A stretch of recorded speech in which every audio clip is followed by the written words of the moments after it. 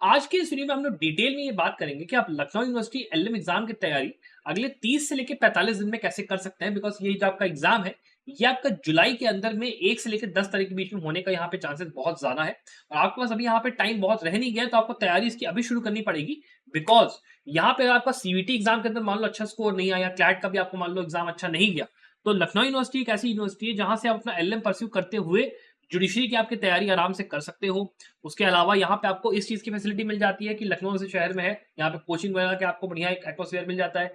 Degree की जो value है लखनऊ में और लखनऊ के आसपास में काफी ठीक ठाक है, तो आपको आराम से अपना नेट क्वालिफाई करके जॉब वगैरह का भी आप थोड़ा सा ठीक ठाक चांस रहता है अपना करने के लिए। तो एक काफी अच्छी यूनिवर्सिटी है, काफी अच्छी चॉइस है। तो अगर आपको इसकी तैयारी करनी है तो वीडियो को लास्ट तक पूरा देखिएगा और साथ ही में संभव हो हमारे चैनल को सब्सक्राइब भी जरूर करिएगा। अब बात करने से पहले शुरू करते हैं इस बारे में कि यहाँ पे आपकी डेट्स इंपॉर्टेंट देखिए। पहले तो क्या है यहाँ पे जो है 24 अप्रैल से लेकर 15 जून तक पहली बात तो आपका रजिस्ट्रेशन का एप्लीकेशन फॉर्म यहाँ पे ओपन हो चुका है। एंट्रेंस एग्जाम की जो डेट है वो यहाँ पे 1 से लेकर 10 जुलाई के बीच में अभी यहाँ पे प्रेडिक्टेड है कि मे बी हो सकता है थोड़ा डिले हो जाए, लेकिन हम उसको यही मान के इसलिए चल रहे हैं बिकॉज हमें अपनी तैयारी को टाइम से शुरू करना है। डिक्लेरेशन ऑफ रिजल्ट और काउंसलिंग का जो प्रोसेस है वो आपको करीब वही 30 अप्रैल के सॉरी जून जुलाई के आसपास आपका शुरू हो जाएगा। ये यहाँ पे अभी डिक्लेयर नहीं हुआ, तो ये चीज यहाँ पे दी है। फिर हम लोग बात कर लेते हैं कि भैया एग्जाम की तैयारी कैसे करना है, तो उसके लिए हम लोग पहले पैटर्न थोड़ा सा अंडरस्टैंड करना पड़ेगा। देखो, आपका जो एंट्रेंस एग्जाम है ये आपका 100 ऑब्जेक्टिव टाइप क्वेश्चंस इसमें आपके होते हैं, जिसमें कि आपको करने होते हैं इसको 1 घंटा 30 मिनट यानी 90 मिनट्स के अंदर इसको आपको पूरा करना होता है। सब्जेक्ट्स इसमें क्या क्या आते हैं? इसमें आपके सब्जेक्ट्स आते हैं jurisprudence, law of contract, law of torts, family law of crime, मतलब जिसमें कि आपका आईपीसी सीधे सीधे यहाँ पे रहेगा। आईपीसी बिल की क्या यहाँ पे आपसे अब इस बार बीएनएस पूछा जाएगा, तो वो आपको पढ़ना है। फिर कॉन्स्टिट्यूशन ऑफ इंडिया और इंटरनेशनल लॉ। तो सिलेबस यहाँ पे आपका बहुत ही लाइट वेट और इजी सिलेबस है, ये आपका मान सकते हो। लेकिन जो कि लखनऊ यूनिवर्सिटी के लिए कंपटीशन अब यहाँ पे इतना ज्यादा होने वाला है बिकॉज जजमेंट आएगा सुप्रीम कोर्ट का कि 3 से लेकर 2 साल की आपको प्रैक्टिस अब मैंडेटरी है जुडिशरी ज्वाइन करने के लिए। तो बहुत से बच्चे ऐसे होंगे जिनको कि अपना एलएलएम करना है, एक ठीक ठाक जगह से करना है, तो वो लोग यहाँ पर आने वाले हैं और उनकी जो तैयारी होगी, अगर आपको उनकी तैयारी के बराबरी में जाना है तो आपको बहुत ढंग से इस बार तैयारी करनी पड़ेगी। और दूसरी बात, हर क्वेश्चन जो है वो 2 नंबर का होगा और उसमें कोई नेगेटिव मार्किंग नहीं होने वाली है। ठीक है, ये चीज साफ साफ ब्रोशर में इन्होंने लिखी है। नेगेटिव मार्किंग यहाँ पे नहीं होने वाली। बिकॉज ऑफ दैट होगा ये कि आपके पास यहाँ पर बिल्कुल मौका नहीं है कि आप कोई भी क्वेश्चन ऐसा है कि आप गलत मार्क कर दो। ऑल्दो नेगेटिव मार्किंग नहीं है, जय माता दी करके आनी, मानता हूं आसान पेपर है, लेकिन अगर आप गलत मार्क करके आओगे तो जो वो बच्चा है दूसरा वाला जो कि जुडिशरी की तैयारी कर रहा है, जिसके ये सारे सब्जेक्ट्स तैयार है, उसके लिए बहुत मुश्किल नहीं है, लेकिन आपके लिए मुश्किल होगी। तो एक एक सब्जेक्ट को आपको डिटेल में पढ़ना है। अब अगर लोग ये बात कर लेते हैं कि कौन सा सब्जेक्ट ज्यादा इंपॉर्टेंट है, कैसे तैयारी करनी है, क्या करना है, तो उसका आप ये समझिए। सबसे इंपॉर्टेंट आपका कॉन्स्टिट्यूशन ऑफ इंडिया, जिसकी कम से कम 10 से लेकर 15 क्वेश्चन यहाँ पर इस पेपर के अंदर आएंगे। और ये पेपर आपका कॉन्स्टिट्यूशन के अंदर से डीप में जाकर सवाल पूछेगा। ऑल्दो क्वेश्चन बिल्कुल बेसिक होंगे, केस लॉज के बता दिया कि भैया चलिए ये पर्टिकुलर जो सब्जेक्ट मैटर है किस केस लॉ से बिलोंग करता है, या फंडामेंटल राइट्स में चले गए, या आपका मान लो उसमें डीपीएसपी से पूछ लिया, यूनियन से पूछ लिया, स्टेट से पूछ लिया, या पार्लियामेंट वगैरह में आपका उसका हो गया, जुडिशरी का पूछ लिया, वो सब कुछ सिंपल रहेगा। लेकिन डिटेल में पढ़ाई करनी पड़ेगी। ये नहीं चलेगा कि आप ऊपर ऊपर से अंदर वो कर लो, बिकॉज एग्जाम की जो डिफिकल्टी है वो भी यहाँ पे थोड़ी सी डिफिकल्ट ये लोग रखेंगे ही रखेंगे। तो डिटेल में पढ़ाई आपको उसको करनी है। उसके बाद अगला सब्जेक्ट जो आपका आता है, जो सबसे इंपॉर्टेंट है, वो है आपका ज्यूरिस्प्रूडेंस, जिसमें कि आपको कोशिश ये करनी है कि आप डिटेल में जाइए, आराम से सारे ज्यूरिस्ट जितने आपके होते हैं, जितने आपके स्कूल्स होते हैं, उनको आप आराम से पढ़िए। कंसेप्ट्स आपके जो होते हैं वो आप कायदे से अपना करिए। मैं अभी आपको पूरा बताऊंगा टॉपिक वाइज की क्या क्या चीजें आपको पढ़नी है, करनी है। तो उसके लिए आप ज्यूरिस्प्रूडेंस कायदे से करिए। कम से कम यहाँ पे 8 से लेकर 10 क्वेश्चन ज्यूरिस्प्रूडेंस की भी आपको देखने के आराम से मिलेंगे, तो बहुत इंपॉर्टेंट सब्जेक्ट है। फिर आपका अगला जो इंपॉर्टेंट सब्जेक्ट है वो है आपका लॉ ऑफ क्राइम्स और यहाँ पे कॉन्ट्रैक्ट लॉ। ये दोनों सब्जेक्ट्स के अंदर भी कम से कम मान के चलो यार 8 से लेकर 10 क्वेश्चन रहेंगे ही रहेंगे, 7-8 क्वेश्चन अपना आएगा ही आएगा। और दोनों में ही आपको कॉन्ट्रैक्ट और कॉन्ट्रैक्ट टू दोनों पढ़ना है। इसमें आईपीसी में आपको बीएनएस भी पढ़ना है, प्लस आपको आईपीसी भी पुराना वाला वो पढ़ना है। बिकॉज जो भी अभी एग्जाम्स हो रहे हैं दोनों में ही कंपैरेटिव तरीके से पूछा जा रहा है, पुराना भी पूछ रहे हैं, नया भी पूछ रहे हैं, तो आपको दोनों पढ़ना है। तो इसीलिए बहुत इंपॉर्टेंट है कि आपको टाइम लगाना है पूरी पढ़ाई में, अच्छे से टाइम लगाना है, अच्छे से पढ़ाई करनी है, बिना उसके काम यहाँ पे नहीं चलेगा। तो उसके लिए मैं आपको एक सजेशन ये दूंगा कि अगर आप चाहते हो कि आपको एक सही सही कोर्स मिल जाए जिसमें कि आपको सारे वीडियो लेक्चर, स्टडी मटेरियल मिल जाए, 10 आपके बहुत ही बेहतरीन मॉक पेपर मिल जाए, उन स्टूडेंट्स का आपको भी साथ मिल जाए जो कि यहाँ पे एलयू की तैयारी पहले से कर रहे हैं, जिनके खिलाफ आप वहां पे जाने वाले हो, अपनी तैयारी वगैरह में अपना रहोगे, प्लस मेरी मेंटरशिप मिल जाए, कैसे तैयारी करनी है, क्या करना है। तो हमारा जो कोर्स है हम लोगों ने निकाला संभव में 1899 रुपीज का आपका ये कोर्स आपका रहेगा स्टूडेंट्स। इसके अंदर आपको सारा का सारा वीडियो लेक्चर, स्टडी मटेरियल सब कुछ मिल जाएगा। With mock papers. तो अगर आपको एनरोल करना होगा, ये सारे सब्जेक्ट्स को डिटेल में लेक्चर्स यहाँ पे पढ़ाए हैं स्पेसिफिकली फॉर द पर्पस कि आपका एलयू का जो एग्जाम है वो आपका क्रैक हो जाए। तो अगर आपको एनरोल करना है प्लीज इसको चेकआउट करिएगा। 10 मॉक पेपर्स और वीडियो लेक्चर्स और केस समरीज सब कुछ आपको यहाँ पे उसमें रहने वाला है। ये आपका चीज हो गया। फिर हम लोग बात करते हैं यहाँ पे, तो आपका देखिए अगला जो सब्जेक्ट है वो है लॉ ऑफ टॉर्ट्स का। यहाँ पे इसके भी करीब 5-6-7 क्वेश्चन रहेंगे। सब्जेक्ट ये भी आपका थोड़ा सा आसानी रहने वाला है, जिसको तैयारी करने में ज्यादा टाइम आपका लगेगा नहीं। फिर आपका फैमिली लॉ है, तो फैमिली लॉ में हिंदू लॉ मुस्लिम लॉ दोनों ही होगा, तो उसको पढ़ने में टाइम लगेगा। प्लस आपका अमेंडमेंट वगैरह भी अभी आया है, जैसे वक्फ एक्ट के अंदर अमेंडमेंट आया, बाकी जो अपने जो रिसेंट केस लॉज आते हैं वो आपके थोड़े से हैं, उनको आपको थोड़ा सा देख के चलना है। फिर आपका अगला आता है सब्जेक्ट इंटरनेशनल लॉ का। अब इंटरनेशनल लॉ आपका थोड़ा सा ऐसा सब्जेक्ट है जिसमें कभी रिसेंट केस लॉ भी कभी कभी पूछ लेते हैं, तो वो भी आपको देख के चलना है। तो क्या आपका तैयारी का पैटर्न होना चाहिए, कैसे आपको अगले 30 से लेकर 45 दिन में करना है, वो हम लोग बात करना शुरू करते हैं। लेकिन उसके पहले ये भी देख लो भैया कि टाइम कितना बचा है। अभी आपका मई का समझ लो 3, या आपको मान लो ये हफ्ता पहला हफ्ता चल रहा होगा, 10 तारीख को मान लो वीडियो देखो, कब भी देखो, तो आपके पास यहाँ पे ये पूरा टाइम बचा है और ये आपके पास करीब 30 दिन यहाँ बचे। तो हम ये मान के चलते हैं कि आप यहाँ पे थोड़ा सा टाइम लोगे, वीडियो देखोगे, आराम से तैयारी शुरू करोगे, तो आपका एटलीस्ट मई का लास्ट हफ्ता या जून तो चालू हो ही चुका होगा, जुलाई में आपका 1 से लेकर 10 तारीख के बीच में पेपर यहाँ पे होना है। तो आपको कोशिश ये करनी है कि आप अपनी तैयारी अभी शुरू करो, बिकॉज आपको उन बच्चों से कॉम्पीट करना है यहाँ पे जो कि जुडिशरी की तैयारी कर रहे हैं, जिनको कि ठिकाना चाहिए कि भाई हमको एलएलएम करना है कहीं ना कहीं से। तो वो आपका कॉम्पिटिशन सीरियसली होने वाली। सीयूटी का एग्जाम हो चुका आपका, बाकी जितने यूनिवर्सिटीज का होता है हो गया, इसी साल करना है, तो LU is one of the most safest option जो कि जाएगा। मतलब इलाहाबाद यूनिवर्सिटी या फिर लखनऊ यूनिवर्सिटी, दो इंसान यहाँ से एक सिलेक्ट करेगा, तो उसमें पक्की पक्की कंपटीशन बहुत तगड़ा होगा। तो आपको अभी से तैयारी करना शुरू करना पड़ेगा। ये आपके बहुत इंपॉर्टेंट बात है। तो अकॉर्डिंगली अब यहाँ पे बात करना शुरू करते हैं पहले कॉन्स्टिट्यूशन के पॉइंट ऑफ व्यू से। तो देखिए कॉन्स्टिट्यूशन के लिए आप कोशिश ये करिए कि आप एक हफ्ते का टाइम लीजिए, 1 वीक का टाइम लीजिए, और 1 वीक के टाइम के अंदर आपको कोशिश ये करनी है कि आप जो प्रियम्बल, इसकी सिग्निफिकेंस इंपॉर्टेंस ये आप पहले से कर लो। यूनियन टेरिटरी जो इनिशियल वाला पार्ट है, इसको अगर आप थोड़ा बहुत भी हल्के से करोगे आपका काम चल जाएगा।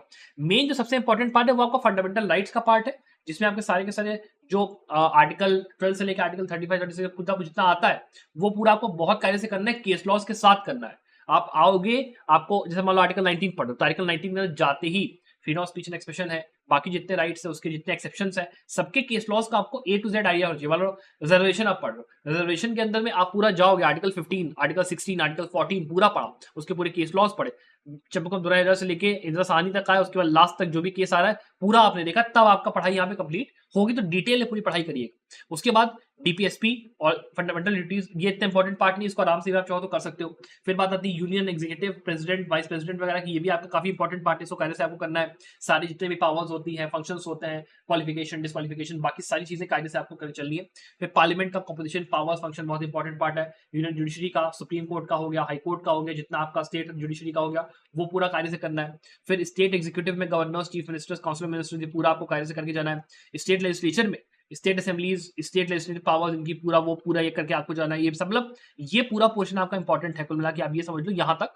उसके बाद लोकल सेल्फ गवर्नमेंट रिलेशंस, ये वाला आपका पार्ट इंपॉर्टेंट रहेगा, ये वाला पार्ट इंपॉर्टेंट रहेगा, ये जितना पार्ट इंपॉर्टेंट रहेगा, ये वाला कोऑपरेटिव सोसाइटी उतना इंपॉर्टेंट यहाँ पे नहीं है। और आपका फंडामेंटल राइट और डीपीएस भी इंपॉर्टेंट है। बाकी थोड़ा सा अगर आप ऊपर से भी करोगे तो काम चलेगा, बट विद प्रॉपर आपको हिस्टोरिकल केस लॉज अच्छे कायदे आपको करके जाना है, तभी आपका बात बनेगा। और थोड़ा बहुत रीसेंट केस लॉज भी आप अगर करके जाओगे तो थोड़ा सा अच्छा रहेगा। तो अभी हम लोग लखनऊ यूनिवर्सिटी जो हमारा कोर्स है उसके अंदर जो आपके सबसे इंपॉर्टेंट रीसेंट केस लॉज जिनका आने का चांस है, सबसे लैंडमार्क वाले, सबसे इंपॉर्टेंट वाले, वो हम लोगों ने उस कोर्स के अंदर भी इंक्लूड कर दिया, ताकि आपको एक ही जगह पे केस लॉज का भी अपना हो जाए सारा का सारा, और साथ में आपको ये भी हो जाए कि भैया मेरा जो बेसिक तैयारी है वो भी आपकी हो रही। तो इसको आप 1899 में अगर आपको चेक करना होगा स्टूडेंट्स, इसको ट्राई जरूर करना, बहुत ही बेहतरीन कोर्स आपका हम लोगों ने यहाँ पे बना के आपको दिया। फिर अगला आपका सब्जेक्ट है वो है कॉन्ट्रैक्ट का। अब कॉन्ट्रैक्ट में क्या आपको दोनों, कॉन्ट्रैक्ट का पार्ट 1 और पार्ट 2 दोनों करना है। इसमें एग्रीमेंट और ये कॉन्ट्रैक्ट, फिर इंपॉर्टेंट डिसीजन डेफिशिएंसी होती है वो आपकी, फिर आपके एसेंशियल्स होते हैं वैलिड कॉन्ट्रैक्ट के, वो आपने पूरा देखा, प्योरिटी ऑफ कॉन्ट्रैक्ट पूरा देखा, कैपेसिटी जो होती है कॉन्ट्रैक्ट करने की, इफेक्ट्स जो होता है माइनर के ऊपर, बाकी सारी चीजें, सब कुछ इंपॉर्टेंट है। टाइप ऑफ एग्रीमेंट हो गया, बाकी जितने आपके पूरे सब टॉपिक्स ना, इनको पूरे से अच्छे से करके जाओ, बिकॉज इसमें आपका क्या है कि कॉन्ट्रैक्ट्स आ रहा है, इसके अंदर फिर बाकी जो आपके एक्ट्स वगैरह इधर उधर वाले वो आपके नहीं आने वाले, पार्टनरशिप और सारे में कुछ नहीं आएगा, केवल कॉन्ट्रैक्ट्स आएगा। तो कॉन्ट्रैक्ट्स करना आसान है, करीब आपका मेरे ख्याल से 4 से लेकर 5 दिन मैक्सिमम आपको लगने वाला है इस सब्जेक्ट को खत्म करने में, मैक्स टू मैक्स, उससे ज्यादा आपको लगेगा नहीं। और अगर आप 45 दिन के हिसाब से सोचो तो कम से कम 1 हफ्ते का टाइम दे दो। कॉन्स्टिट्यूशन के साथ भी अगर मान लो 1 हफ्ते का सोचो तो आप 10 दिन का टाइम दे दो, 12 दिन का टाइम दे दो, कोई ऐसी दिक्कत नहीं, आराम से इसको मैनेज करके पढ़ो, कायदे से पढ़ाई करो, एमसीक्यूज की प्रैक्टिस अच्छी रहेगी, उसके लिए भी मॉक पेपर सीरीज आप एनरोल करो, हमारा मतलब कोर्स के अंदर में आपको अवेलेबल है, तो आप उसे देख सकते हो। फिर हम लोग बात करते हैं फैमिली लॉ की, और फैमिली लॉ के अंदर देखो हिंदू लॉ पूरा आपका ये हम लोग ने मेंशन यहाँ पे मैंने कर दिया कि हिंदू लॉ के कौन कौन से टॉपिक आपको करने हैं। अब इसके अंदर मुस्लिम लॉ भी आपको करना पड़ेगा, ये मैं आपको बता दूं। मुस्लिम लॉ का यहाँ पे मैंने थोड़ा सा मेंशन नहीं करा, लेकिन मुस्लिम लॉ के अंदर भी जो मुस्लिम मैरिज डेफिनेशन वाला एक्ट होता है, वक्फ एक्ट होता है, वो आपको कायदे से कर लेना है, और 2-3 आपके शरीयत वाले एक्ट, बाकी वो सब चीजें हैं वो थोड़ा सा आप देख लो। बाकी टाइप्स ऑफ मुस्लिम मैरिजेस, कैसे आपका जो ये तलाक वाला का पूरा कंसेप्ट होता है, मेहर का कंसेप्ट क्या होता है, एंडाउमेंट्स वगैरह बाकी जो चीजें होती हैं, आपका वक्फ का जैसे मैंने आपको पहले कहा वो आपको पूरा देखते हैं। तो मतलब मुस्लिम लॉ हिंदू लॉ कायदे से आपको पूरा करके जाना है, तो ही आपको कामयाबी बनेगा। और वक्फ को काफी ध्यान देना, वक्फ का अभी अभी अमेंडमेंट आया, तो वो अभी काफी इंपॉर्टेंट यहाँ पे रहने वाला है फैमिली लॉ के अंदर।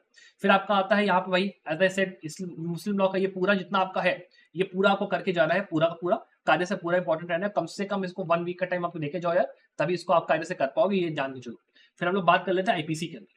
अब देखो आईपीसी या मैं इसको कहूँ बीएनएस, आपको काम ये करना है कि आप दोनों ही जो मतलब ये कंसेप्ट जितने हैं आईपीसी के, ये आप वही के वही करो, इन कंसेप्ट में कुछ भी चेंज नहीं हुआ है। बस चेंज क्या हुआ है, ये जो नए आपकी चीजें आ गई ना, कि यहाँ पे ट्रीजन इंट्रोड्यूस हुआ, ऑर्गेनाइज क्राइम आया, पेटी ऑर्गेनाइज क्राइम से टेररिज्म आया, मॉब लिंचिंग आया, फिर कम्युनिटी सर्विस ऐड हो गई, एनहांस पेनल्टीज आ गई, लाइफ इम्प्रिजनमेंट आ गया, सेक्शुअल ऑफेंसेस ऐड हुए, मैरिटल रेप का एक्सेप्शन यहाँ पे ला दिया गया, और जो जो चेंजेस आए हैं लॉ के अंदर उनके ऊपर आपको खास फोकस देना, बाकी आपको कुछ और करने की जरूरत नहीं है। पढ़ो आप दोनों, बैराक दोनों पढ़ो, आप नया वाला ही पढ़ो, पढ़ाना वाला भी पढ़ना आपको पड़ेगा, उसके अंदर आपका कोई ऑप्शन नहीं है।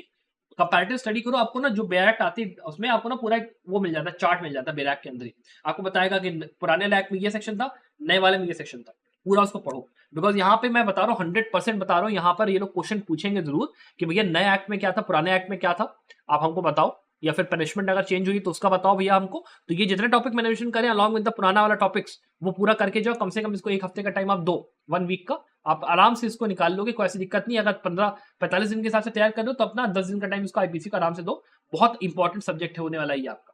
फिर आता है आपका ज्यूरिस्प्रूडेंस। ज्यूरिस्प्रूडेंस बहुत सिंपल है, इसके अंदर ये जितने आपके टॉपिक्स देख रहे हो ये सारे आप कर लो। इसके अलावा अगर आपको और ज्यादा डिटेल में करना है तो आप हमारे कोर्स में भी एनरोल हो सकते हो, वहां पर उन्होंने बहुत डिटेल में ज्यूरिस्प्रूडेंस को पूरा पढ़ा के रखा है। अगर आपको खुद से करना है तो आप यूट्यूब वगैरह से भी तैयारी कर सकते हो, या फिर मैं आपको सजेशन ये दूंगा कि जितने सब्जेक्ट्स यहाँ पे ये हैं इनके लिए आप एके जैन सीरीज का इस्तेमाल कर सकते हो। एके जैन सीरीज ऑफ बुक्स बहुत ही बेहतरीन है आपकी दुक्की वाली, इनसे अच्छा सोर्स आपको कोई मिलेगा नहीं। और आप यूट्यूब पे चले जो लेक्चर सीरीज आप फॉलो कर सकते हो, वहां से भी आपका काम यहाँ कहीं ना कहीं हो ही जाएगा। लेकिन आपको सारी चीज अगर एक साथ देखिए उसमें चाहिए तो आप 1899 में कोर्स अपना देख सकते हो, उसमें आपको कोई दिक्कत होगी नहीं। फिर बात कर लेते हैं इंटरनेशनल लॉ के अंदर। इंटरनेशनल लॉ के अंदर आप ये जितनी टॉपिक्स ना, social international law, state recognition, jurisdiction, extradition, asylum, state succession में definitions, kind, theories and consequences, nationality, succession in respect of international law, फिर यून क्लॉज आपका लॉ सीज का पूरा आ गया, इसके पूरे जो टाइप ऑफ आपके जोन्स होते हैं वो सब पूरा आपको कायदे से करके जाना है। इसमें जो केस लॉज है वो कायदे से आपको करके जाना है। फिर पीसफुल सेटलमेंट वगैरह होते हैं, वो कोर्स सेटलमेंट वगैरह जो इंटरनेशनल डिस्प्यूट्स होते हैं वो कैसे होता है। फिर provision of force, non intervention वाला पूरा। फिर आपकी जो इंटरनेशनल ट्रीटीज होती हैं उनका फॉर्मेशन, क्लासिफिकेशन, न्यूमेरिटी, टर्मिनेशन, वो पूरा आपको देख के जाना है। उस मतलब ये पूरी पढ़ाई आपको करनी पड़ेगी। और इसके लिए मैं आपको ये सजेशन दूंगा कि आप लोग ना एक काम ये करना कि आप लोग ICJ, international court of justice, इसकी वेबसाइट पे चले जाना। यहाँ पे आपको एटलीस्ट जो पिछले 10 साल के केसेस है ना उनको आप कायदे से एक बार देख लो। उससे क्या होगा ना कि आपका इंटरनेशनल लॉ के अंदर अगर मान लो कोई वो लोग रिसेंट सवाल ही पूछ लेते हैं किसी पर्टिकुलर केस से, मतलब एक आध क्वेश्चन आ गया तो वो भी आपका सही हो जाएगा। बिकॉज यहाँ पे कट ऑफ थोड़ा सा हाई जाएगा, इस बात का आप ध्यान रखें, इस बार चलना। तो इसीलिए बहुत इंपॉर्टेंट है कि आप कायदे से सब्जेक्ट को करके जाओ। इसके बाद अगला सब्जेक्ट जो है वो है लॉ ऑफ टॉर्ट्स का। Law of subject is a very मतलब कठिन सब्जेक्ट नहीं है। जितने ये टॉपिक्स आप देख लो ये सारे आप अपना कर लो यार, आराम से आपकी तैयारी हो जाएगी। कोई बहुत डिफरेंट यहाँ पे डिफिकल्ट काम नहीं होने वाला। इसके लिए भी आप अगर 1 वीक का भी क्या मतलब 4 से 5 दिन का टाइम दोगे, बहुत आराम से ये आपका सब्जेक्ट निपट जाएगा। मतलब हफ्ते डेज का टाइम दोगे आपका आराम से निकल जाएगा, बहुत आपको टाइम लगने वाला है नहीं। Very very easy subject. इसके लिए आपको अगर एक ही जन फॉलो करनी, मैं तो कहूंगा एक ही जन से पढ़ाई करो। अभी आप आर के बांगे या कोई मोटी किताब उठाने का झंझट मत उठाना, वरना दिक्कत बहुत करेगा। ये करो, प्रैक्टिस सेट लगाओ, हमारे कोर्स में एनरोल, तो वहां पे जाओ, मौके पर लगाओ, 10 मौके पर पूरे दिए हुए हैं, आपको कोई दिक्कत यहाँ पे होनी नहीं चाहिए। तो ये आपका पूरा आराम से प्रिपरेशन अपनी इन टॉपिक्स से अपनी आपकी हो जाएगी। अपार्ट फ्रॉम दैट अगर मान लो आपको कोई डाउट्स है, कुछ आपको पूछना है कि मेरे को कैसे करना है, क्या करना है तैयारी सर, तो आप मुझसे कमेंट नीचे पूछ सकते हो। इसके अंदर में जो जो इंपॉर्टेंट टॉपिक्स थे, सारी बातें थी, वो मैंने आपको बता दी। आपको मैंने शेड्यूल दे दिया कि आपको कैसे तैयारी करनी है। या आप जान के चलिए कि आपका पेपर जो कि मान लो 1 जुलाई को है, मान लो तैयारी अगर अभी से शुरू करोगे तो जाके आपका उन बच्चों के खिलाफ आप कंपीट कर पा रहे हो जो कि यहाँ पे जुडिशरी के लिए प्रॉपर तैयारी करके बैठे और उनको एक ठिकाना चाहिए अपना एलएलएम करने के लिए। उनके अगेंस्ट में आपको कंपीट करना, तो अभी से तैयारी शुरू करो, वरना सीवीटी आपका नहीं सही गया, क्लैट आपको सही नहीं गया, एलयू भी आपके हाथ से निकल जाएगा। तो इसका प्लीज ध्यान रखिए, तैयारी अभी से शुरू करिए। कोर्स में एनरोल होने का मन है तो आप 1899 में कोर्स अपना देख सकते हो, उसका लिंक नीचे डिस्क्रिप्शन में दिया हुआ है। Apart from that I wish you very very best of luck for success.